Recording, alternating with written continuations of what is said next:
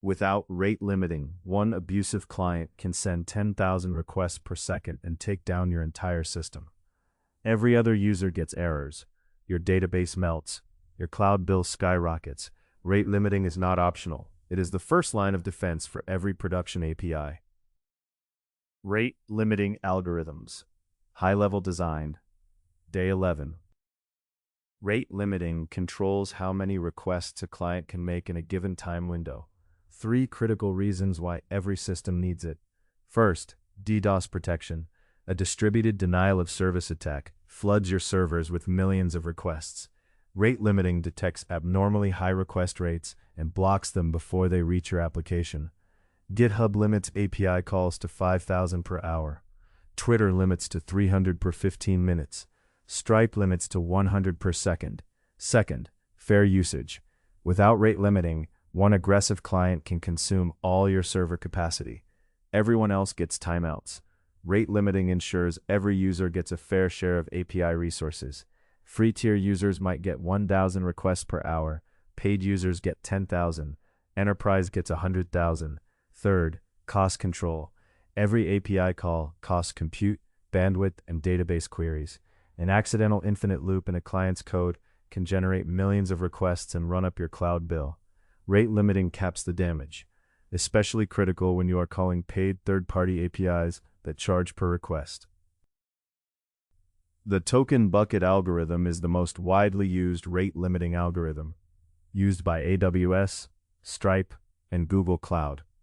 Here's how it works. Imagine a bucket that holds a fixed number of tokens, say 10 tokens maximum. Tokens are added at a constant rate, say 1 token per second. When a request arrives, it tries to take a token from the bucket. If there is a token available, the request is allowed and 1 token is consumed.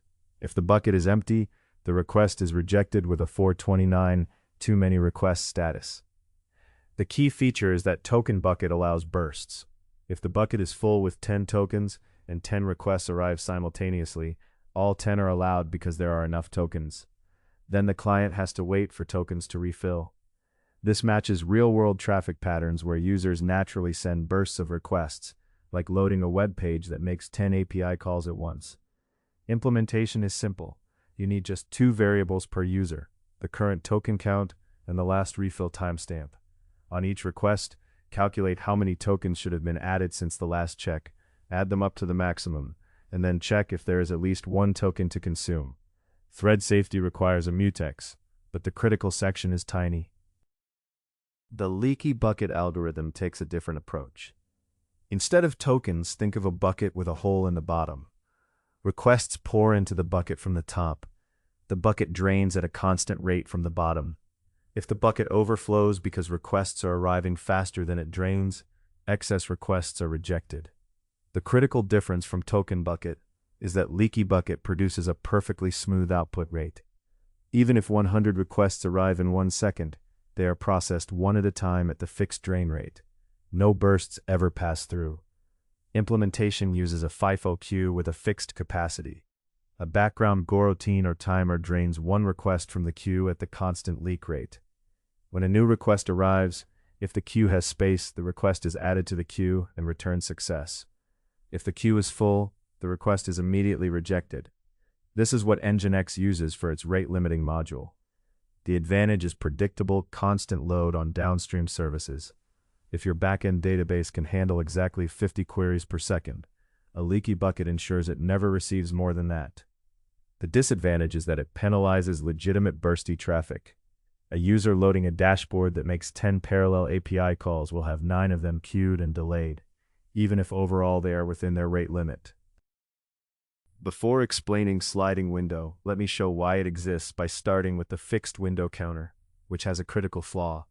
Fixed window divides time into fixed windows, say 1 minute each. Each window has a counter. Requests increment the counter. When the counter hits the limit, requests are rejected. The problem is the boundary burst. Imagine a limit of 100 requests per minute. A user sends 90 requests at the end of minute 1 at 11:59:50. The counter resets at 12 o'clock. Then they send 90 more requests at 12 o'clock 10. Both windows show under 100, so all requests pass. but in a 20-second span across the boundary, they sent 180 requests, nearly double the intended rate. The sliding window counter fixes this elegantly. Instead of hard window boundaries, it uses a weighted calculation across two adjacent windows. Take the previous window's count, multiply it by the percentage of the previous window that overlaps with the current sliding window, and add the current window's count. For example, if we are 25% into the current window, the calculation is previous count times 0.75 plus current count. This smooths the boundary and eliminates the burst exploit. Memory usage is minimal. Just 2 counters and a timestamp per user. The accuracy is excellent. Cloudflare and Kong use this approach in their API gateways. Let me compare all 4 algorithms side by side.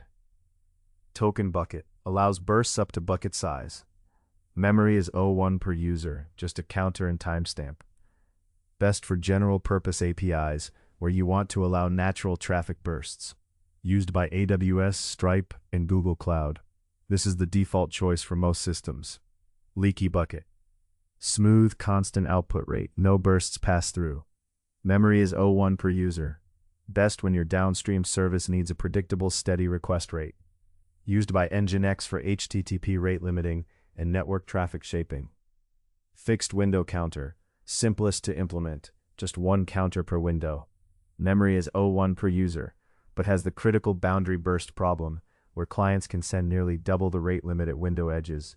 Only used for non-critical endpoints, where approximate rate limiting is acceptable. Sliding window counter.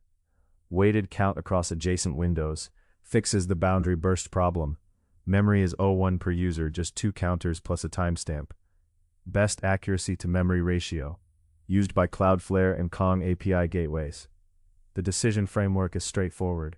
For most APIs, use Token Bucket. It handles bursts naturally and is the industry standard. If you need smooth output for a sensitive backend, use Leaky Bucket. If you need accuracy without boundary exploits, use Sliding Window Counter. Where does rate limiting live in your system architecture?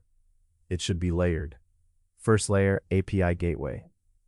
This is the outermost defense. Rate limiting at the gateway level uses IP-based or API key-based limits. It rejects abusive traffic before it ever reaches your application servers. This is where you stop DDoS attacks. Services like AWS API Gateway, Kong, and Nginx all provide built-in rate limiting. It is the cheapest place to reject requests because you have not yet done any authentication, database queries, or business logic. Second layer, application middleware. After authentication, you know who the user is. Now you can apply per user, per route rate limits. Free users get different limits than paid users. Write endpoints like POST get lower limits than read endpoints like GET. This is where you implement tiered pricing. Third, for distributed systems with multiple server instances, you need shared state. Redis is the standard choice. Each server checks and increments rate limit counters in Redis. Lua scripts ensure the check and increment operation is atomic. No race conditions across instances. The response should include rate limit headers. X rate limit shows the maximum requests allowed. X rate limit remaining shows how many requests are left. X rate limit reset shows when the window resets. And when a request is rate limited, return a 429 status with a retry after header telling the client when to try again. 5 things to remember. Rate limiting is essential for DDoS protection, fair usage, and cost control. Every production API needs it. GitHub, Twitter, Stripe, they all rate limit. Token Bucket is the most widely used algorithm. It allows natural traffic bursts and is simple to implement. 2 variables per user, used by AWS and Stripe. Leaky Bucket produces smooth, constant output. No bursts. Great when your downstream services need predictable load. Used by Nginx. Sliding window counter fixes the fixed window boundary burst problem. Accurate, memory efficient, and used by Cloudflare and Kong. Layer your defenses. API gateway for global IP-based limits. Middleware for per user per route limits. Redis for shared state across distributed instances. Always return rate limit headers in your API responses.